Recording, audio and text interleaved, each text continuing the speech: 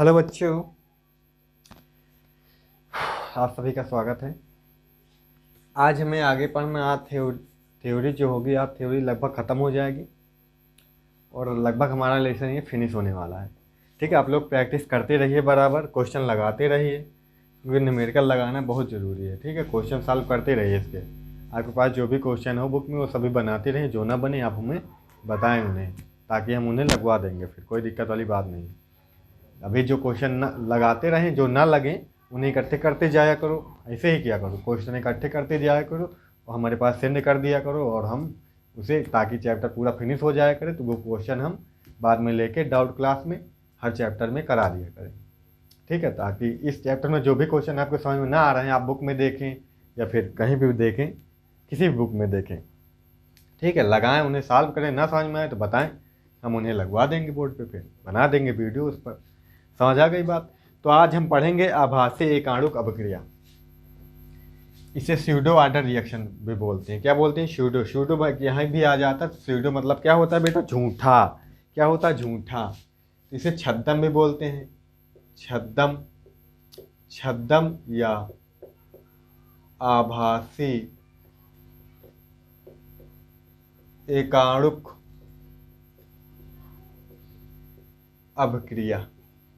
अभिक्रिया, छद्म।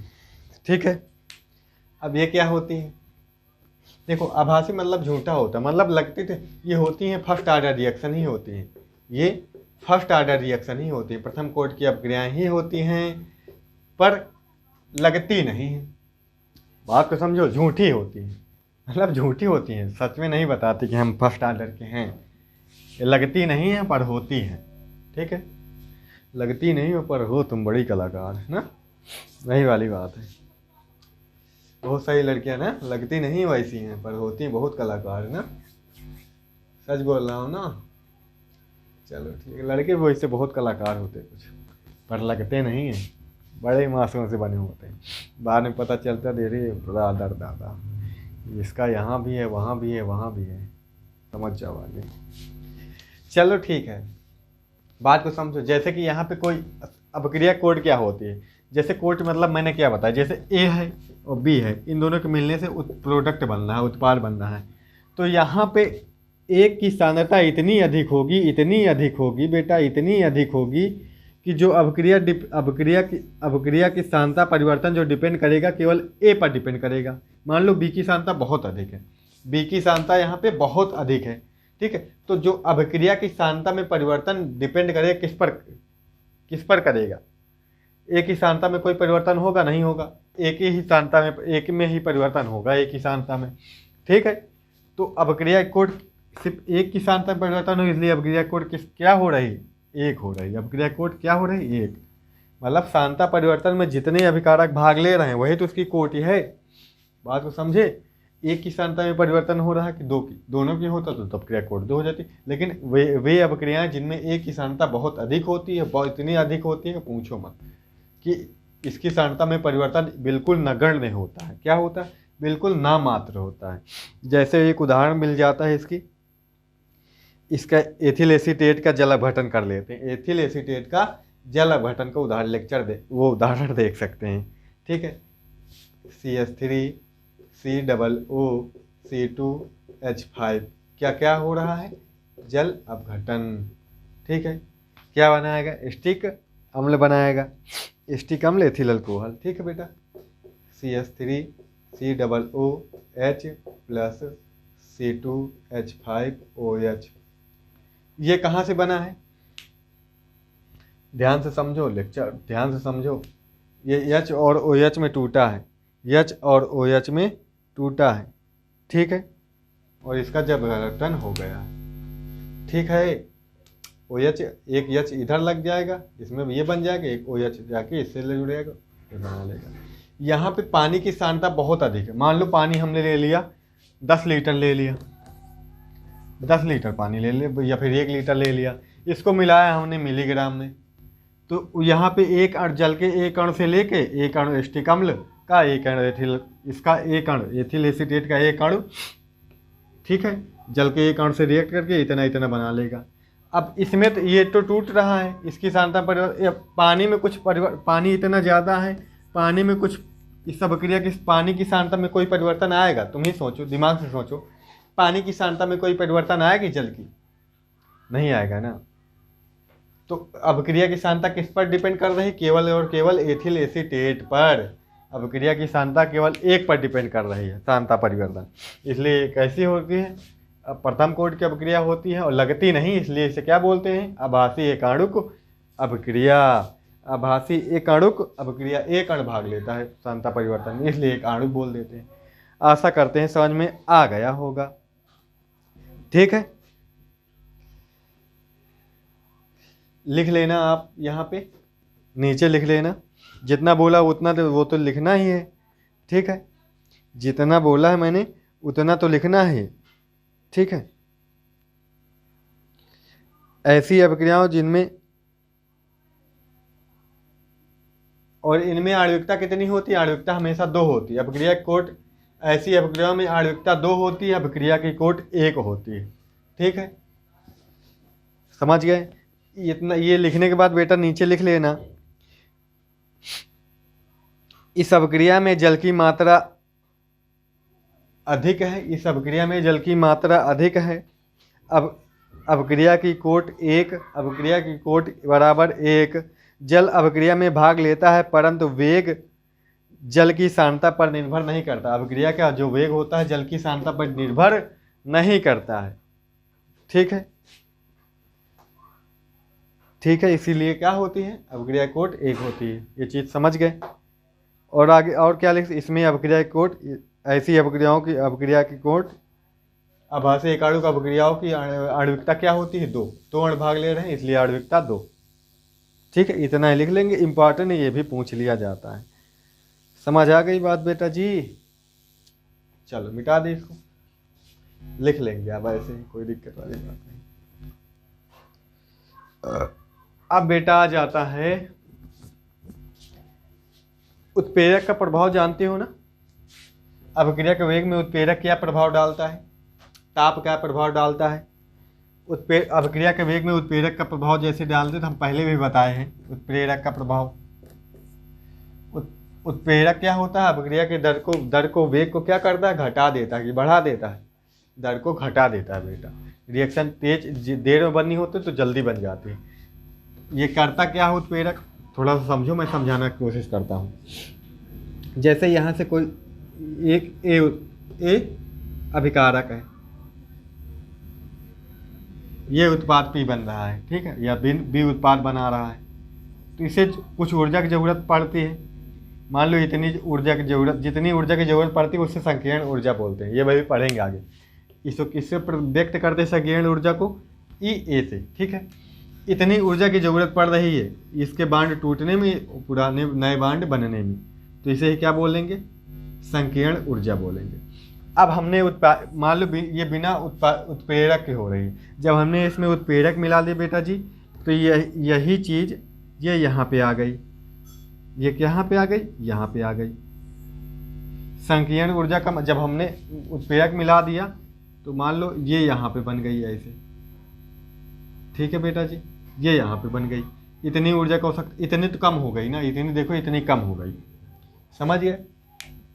संकीर्ण ऊर्जा को घटा देता है, संकीर्ण ऊर्जा को घटा देता है उत्प्रेरक। ये उत्प्रेरक के प्रेजेंस में हो रही है रिएक्शन। देखो यहाँ पे ये इतनी, उत्प्रेरक की उपस्थिति में इतनी ऊर्जा, संकीर्ण ऊर्जा है, उत्प्रेरक नहीं है तो यहाँ इतनी संकीर्ण ऊर्जा है। संकीर्ण ऊर्जा को मान को क्या करता है उत्प्रेरक? घटा देता है। समझ आ गई बात? यानी कि उत्प्रेरक अभिक्रिया के वेग को, अब ये अभिक्रिया जल्दी बन जाएगी। ये उत्पाद ए से बी बदलने में बहुत कम समय लगेगा। उत्प्रेरक क्या करता है? उत्प्रेरक अभिक्रिया के वेग को घटा देता है, क्योंकि संकीर्ण ऊर्जा का मान घट जाता है, संकीर्ण ऊर्जा के मान को कम हो जाता है। ये बिल्कुल उसी तरह है जैसे कोई बाउंड रिलेशन है, 50 लोग इधर फंस गए, बीच में कुछ गिर गया, पेड़ गिर गया बड़ा सा, अब इधर से इधर को जाना है, ये ऊंचा है, इतना ऊंचा है, मान लो कुछ है, कुछ बाउंडेशन रोड पे आ गया है, ठीक है, इस कुछ लोग तो कूद फांद के किसी तरह चले गए, 20-25 लोग चले गए, 100 थे, इतने गए, मान लो अब ये इतना हो जाए तो और लोग चले जाएंगे, मान लो फिर 50 लोग चले जाएंगे, और कम हो जाए तो हो सकता है 75 लोग चले जाएं। तो इसकी लंबाई पर डिपेंड कर रहा है। अब उत्प्रेरक आता है तो इसी बाउंडेशन को क्या करता है, कम कर देता है। इसी बाउंडेशन को कम करता है तो आसानी से इधर से उधर आने जाने में आसानी हो सकती है।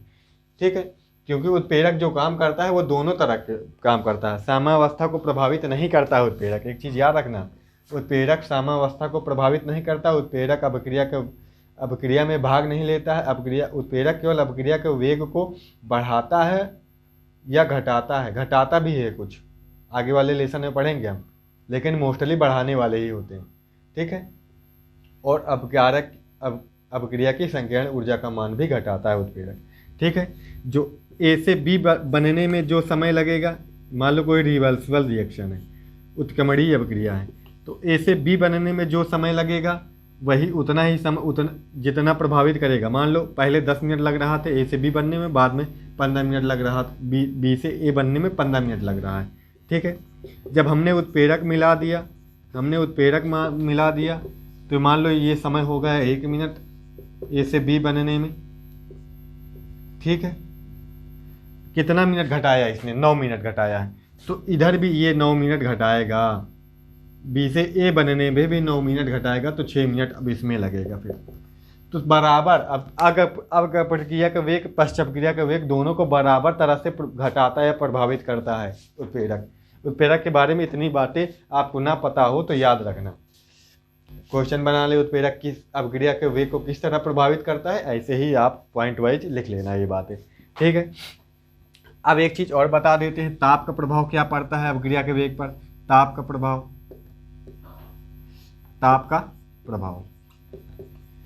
ऐसा देखा गया है जनरली 10 डिग्री सेल्सियस 10 केल्विन ताप बढ़ाने पर, क्या बोला मैंने, 10 केल्विन ताप बढ़ाने पर अभिक्रिया का वेग 2 से 3 गुना बढ़ जाता है। क्या बोला मैंने, आई रिपीट, 10 डिग्री ताप बढ़ाने 10 केल्विन ताप 10 केल्विन ताप बढ़ाने पर अभिक्रिया का वेग 2 से 3 गुना तक बढ़ जाता है। ठीक है, इसे ही क्या बोलते हैं, गुना तक बढ़ जाता। अभिक्रिया के वेग में इस प्रकार वृद्धि को ताप गुणांक कहते हैं। अभिक्रिया के वेग में इस ताप गुणांक पूछा जाता है, लिख लेना। अभिक्रिया के वेग में इस प्रकार की वृद्धि को ताप गुणांक कहते हैं, ताप गुणांक कहते हैं। और ताप गुणांक बराबर होता है, ताप गुणांक बराबर एक फार्मूला भी होता है, ताप गुणांक बराबर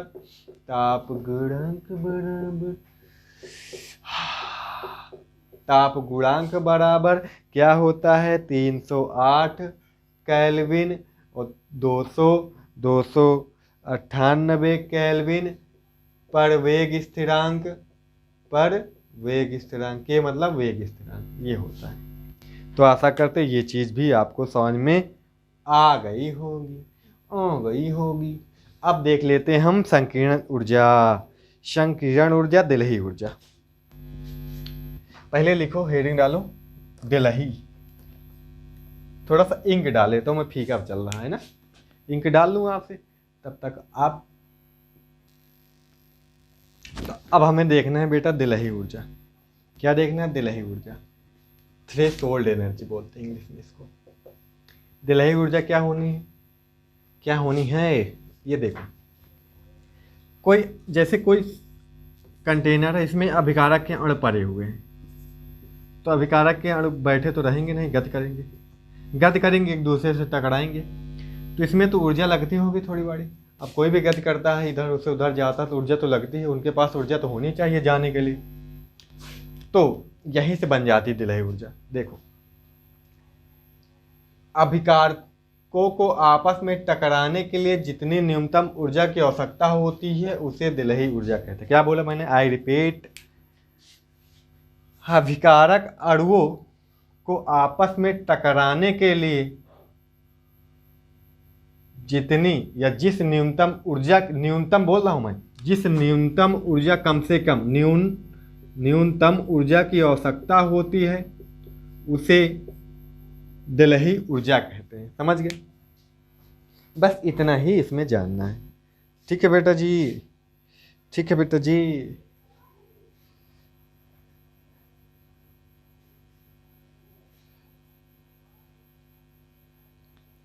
अब हेडिंग डालो आप, संकीर्ण ऊर्जा। कौन सी ऊर्जा? संकीर्ण ऊर्जा, एक्टिवेशन एनर्जी। क्या बोल लो हेडिंग? सक्रियण ऊर्जा।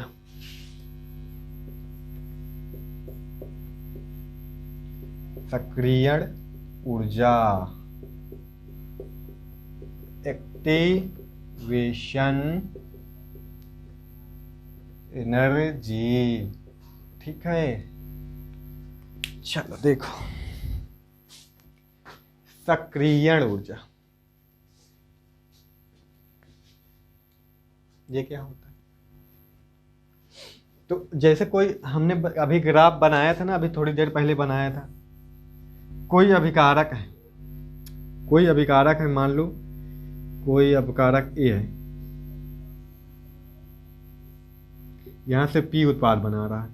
तो ये जो ऊर्जा है ना बेटा जी, ये जो ऊर्जा है ना, मतलब ए से पी बनने में जितनी ऊर्जा आवश्यकता पड़ेगी, ए से पी बनने में जितनी ऊर्जा की आवश्यकता पड़ेगी वही उसकी क्या कहलाएगी? सक्रियण ऊर्जा। वही उसकी क्या कहलाएगी? सक्रियण ऊर्जा। समझ गए?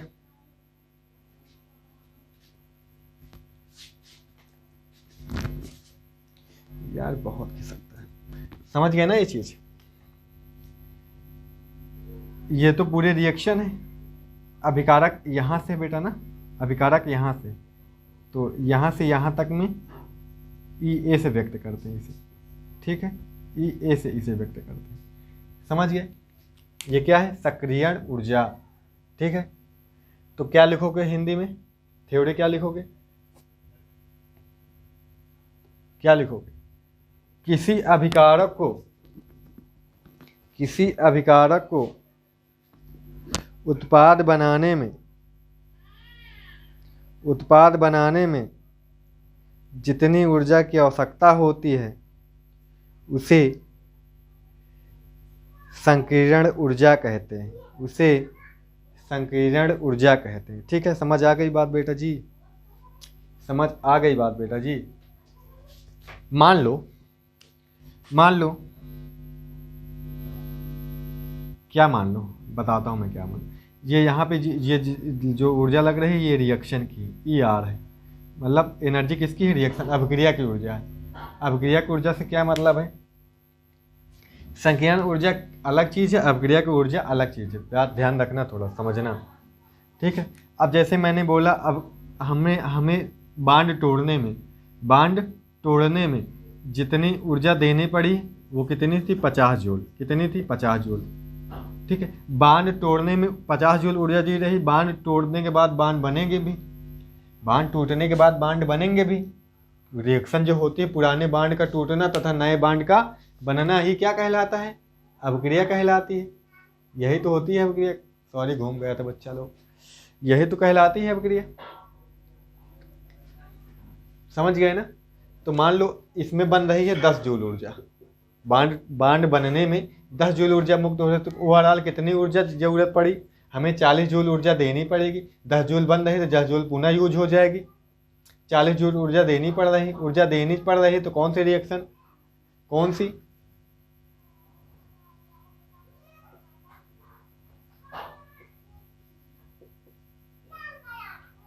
ठीक है, और क्षेपी अभिक्रिया के शोषी अभिक्रियाएं, शोषी अभिक्रिया होगी। ठीक है, इंडोथर्मिक रिएक्शन,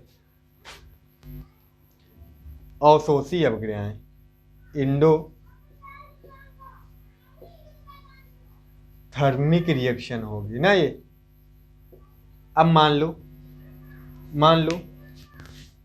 ऐसे ग्राफ ऐसे होता, बात को समझो। संकीर्ण ऊर्जा का मान ये होता, ऊर्जा देनी पड़ती 50 जूल और बनने के बाद टूटती 60 जूल। बात को समझो, ऊर्जा बांड तोड़ने में लगती 50 जूल, बांड बनने के बाद ऊर्जा मुक्त होती, उत्सर्जित होती 60 जूल।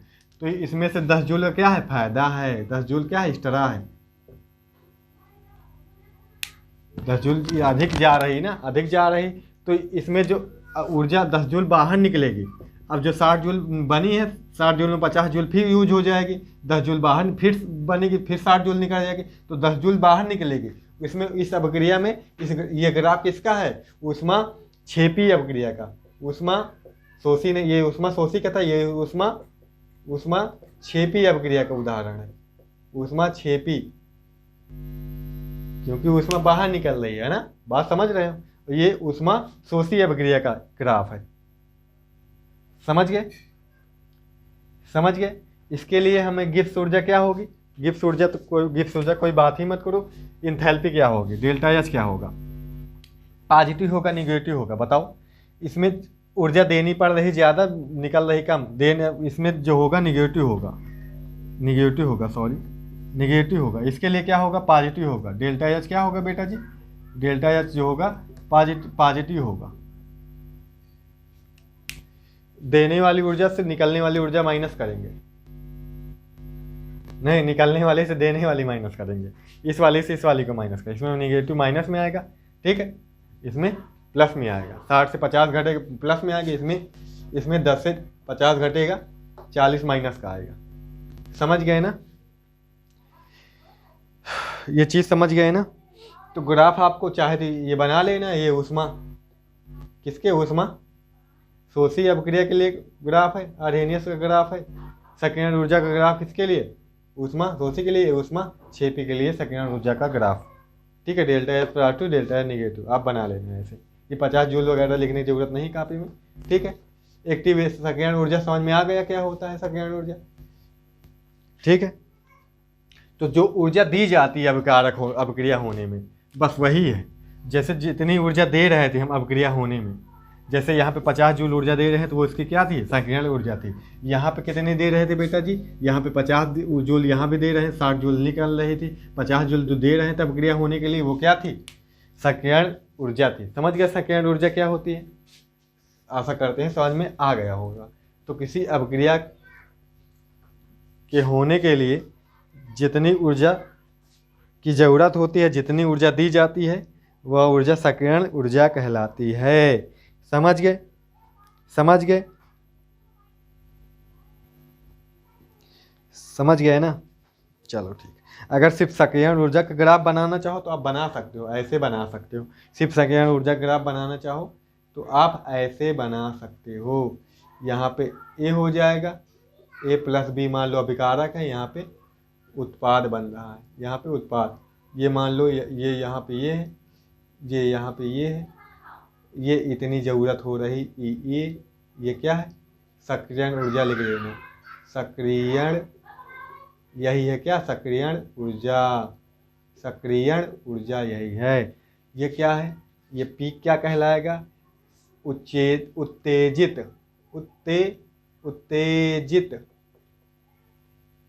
उत्तेजित संकर यौगिक, उत्तेजित है, यहाँ पे तैयार है उत्पाद बनाने के लिए, ठीक है बेटा जी, समझ गए। आशा करते समझ में आ गया होगा, ठीक है, कुछ भी हो सकता है। चलो ठीक है, यहाँ पे भी ऊर्जा ही है, ऊर्जा ही है, ठीक है, पूरी की पूरी नीचे से ऊपर, समझ गए बात। चलो बना लेंगे इसे। चलो अब आगे पढ़ते। अब हेडिंग बना लो, आर्हेनियस का टक्कर सिद्धांत, ये भी पूछ लिया जाता है। आर्हेनियस का बेटा क्या, टक्कर सिद्धांत, आर्हेनियस का टक्कर सिद्धांत। कौन सा सिद्धांत, टक्कर, आज हमारी तुम्हारी टक्कर है, टक्कर सिद्धांत। ये क्या बोला था, देखो इसने बताया, इसको कॉलिजन थ्योरी बोलते हैं, कॉलिजन थ्योरी, कॉलिजन थ्योरी, ठीक है।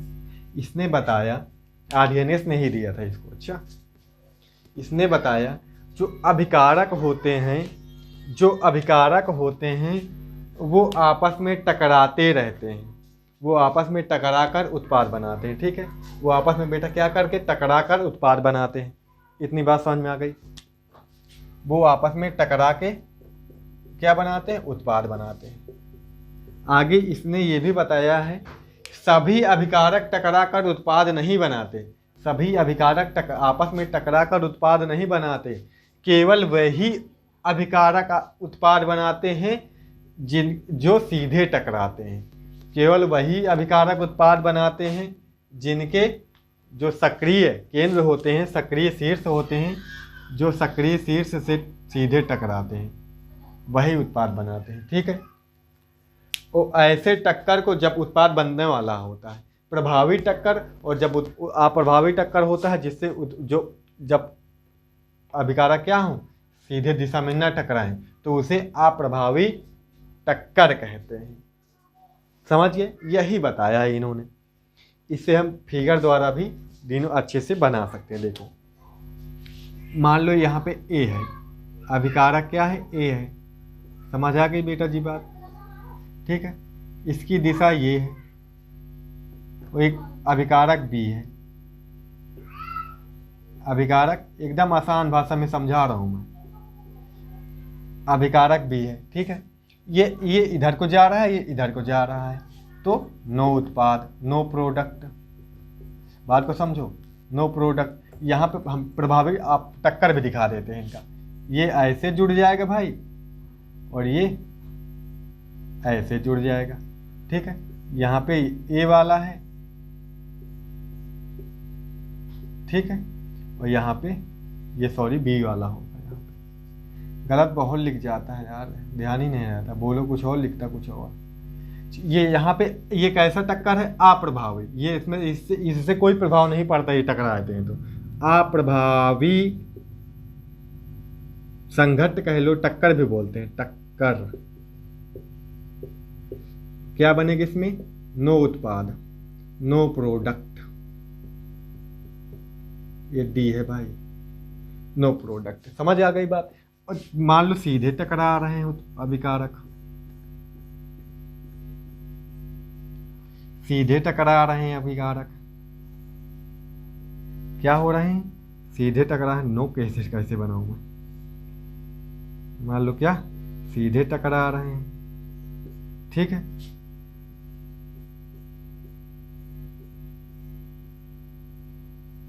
सीधे टकरा रहे हैं तो ये क्या कहलाएगा, इनकी नोक आपस में घुस गई आपस में। ठीक है, ये क्या कहलाएगा, ये प्रभावी टक्कर कहलाएगा, प्रभावी टक्कर। और इसमें उत्पाद बनेगा। समझ आ गई, यही बताता है आर्यनस का सिद्धांत। तो जैसे मैंने समझा वैसे ही आपको लिखना, ये चीज बना ही लेनी। ठीक है, लिख लेना, फिर से बता देते हैं क्या बोला मैं आर्यनियस ने टक्कर सिद्धांत में, सभी अभिकारक आपस में टकराते रहते हैं। ठीक है, क्या बोला आर्यनियस ने, सभी अभिकारक आपस में टकराकर उत्पाद बनाते हैं, केवल वही अभिकारक आपस में टकराकर उत्पाद बनाते हैं जो सीधे टकराते हैं। ऐसे टक्कर को प्रभावी टक्कर कहते हैं। फिर ये लिख लेना, फिर आगे लिख देना, वे अभिकारक जो सीधे नहीं टकराते, वे कोई उत्पाद नहीं देते, इनका टक्कर या फिर ऐसा टक्कर अप्रभावी टक्कर कहलाता है। आशा करते हैं ये समझ में आ गया होगा। ठीक है, अब ऊर्जा वाली बात होती है। अब इनके पास न्यूनतम ऊर्जा होती है उतनी कि ये आपस में सही से जाके सही से उतनी ऊर्जा में टकरा, ये पता लगा धीरे धीरे जा रहे हैं, ये इधर को भाग रहा है, इसे ऐसे टकरा गए। अब ऊर्जा है बराबर, जोश में गए, बढ़िया आराम से टकरा दिए, उत्पाद बना लिए। अब पता लगा इनके पास न्यूनतम दिलही ऊर्जा कमी है, दिलही ऊर्जा है ही नहीं, संकीर्ण ऊर्जा है ही नहीं। ठीक है, संकीर्ण ऊर्जा अलग चीज़ है, दिलही ऊर्जा अलग चीज़ है। टकराने के लिए जो अब संकीर्ण ऊर्जा तो इनमें भी है, तभी तो ये भग रहे हैं, टकरा रहे हैं, लेकिन सही से नहीं टकरा रहे हैं। तो इनमें संकीर्ण ऊर्जा क्या है, इनमें संकीर्ण ऊर्जा पर है, तभी तो ये टकरा पा रहे हैं। इसमें संकीर्ण ऊर्जा नहीं है नहीं तो ये भी टकरा के उत्पाद बनाते। थोड़ा ध्यान समझो, इसमें संज्ञान ऊर्जा है, दिलही ऊर्जा इसमें भी है, इसमें भी है, क्योंकि टकराने के लिए जिस ऊर्जा की आवश्यकता होती है वो दिलही ऊर्जा है, ठीक है। लेकिन जो जो उत्पाद बनाने के लिए जो ऊर्जा होती है वो संज्ञान ऊर्जा है। तो इसमें उत्पाद बन रहा है तो नहीं कि इनके पास संज्ञान ऊर्जा है, लेकिन इनके पास संज्ञान ऊर्जा नहीं है। इसकी भी व्याख्या करता है संज्ञान ऊर्जा। अब जब मान लो अब कोई उत्प्रेरक आ जाता है, कोई उत्प्रेरक आ जाता है, उत्प्रेरक आ जाएगा तो इनकी टक्करों, इनके मध्य टक्करों की संख्या बढ़ जाती है। इनका वेग बढ़, जो टकराने का वेग होता है, गति करने का वेग होता है, वो गति करने का वेग आपस में बढ़ जाता है। इनके मध्य टक्करों की संख्या बढ़ जाती है तो उत्पाद तेजी से बनना शुरू हो जाता है, ठीक है। यही होता है, मतलब कि आर्हेनियस का जो टक्कर सिद्धांत ये सक्रियण ऊर्जा को भी समझाता है और ये उत्प्रेरक के प्रभाव को भी समझाता है। और आप इसे और अच्छे पढ़ ले, बुक में आप इसे पढ़ेंगे, समझ में आएगा आपको, ठीक है। क्वेश्चन वोश्चन हो इसके तो लगा लेना, सॉल्व कर लेना, ना लगे तो मेरे को बताना। इतना आप नोट कर लेंगे, ये चीज़ आप बना लेंगे तो अच्छा लगेगा। लेसन ओवर हो गया है, लगभग 90% लेसन फिनिश हो गया है आपका, 90% ख़त्म हो गया। आर्हेनियस का समीकरण बन रहा है, आर्हेनियस का समीकरण बताना है, उस पर न्यूमेरिकल बनाने हैं। बाकी जो न्यूमेरिकल थोड़े बड़े बचे हैं उन्हें बताना है, बस 1-2 लेक्चर और, नहीं तो आपका ये लेसन ख़त्म। तो आप लोग, मैं मेहनत कर रहा हूँ, डेली मेहनत कर रहा हूँ, डेली वीडियो दे रहा हूँ, खुद बनाता हूँ, टाइम निकालता हूँ, किसी तरह मैनेज करता हूँ। तुमको पता भी है वीडियो बनाने में कितनी मेहनत लगती है, नहीं पता होगा तुमको यार। तुम सब टाइम पे देखते हो ना, वीडियो आए तो टाइम पे देखा करो, रिस्पेक्ट दिया करो वीडियो को, बहुत मेहनत लगती है। वीडियो बनाने के चक्कर में टाइम ढूंढो, लाइट ढूंढो और कंटेंट ढूंढो, मैटर तैयार करो, ठीक है, तैयारी करो बनाने की, कैमरा सेटअप करो, ये सेटअप करो, वो सेटअप करो, क्या क्या बताऊँ मैं।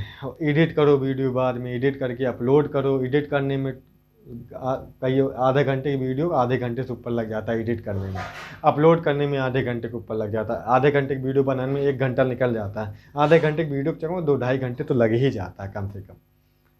तो बहुत मेहनत लगती है यार, ऐसे नहीं आया बस क्लास बच्चे बैठे बढ़ा दिए चला गया, वैसा चीज़ नहीं है। यहाँ पे बहुत मेहनत लगती है, ज़्यादा एफर्ट देना पड़ता है यहाँ पे, और बेस्ट से बेस्ट देना पड़ता है। आपको यूट्यूब पे नहीं मिलेगा ये सब। एक तरफ से मैंने पढ़ाया हिंदी मीडियम के, एक तरफ से मैंने सब कुछ पढ़ाया, कुछ छोड़ा नहीं है, बात को समझो। ऐसा नहीं मिलेगा हिंदी मीडियम, इंग्लिश मीडियम भले मिल जाए कोई आधे चैनल पे, बाकी सब कुछ नहीं मिलेगा आपको यूट्यूब पे, हर एक हेडिंग, एक थ्योरी, बात को समझो।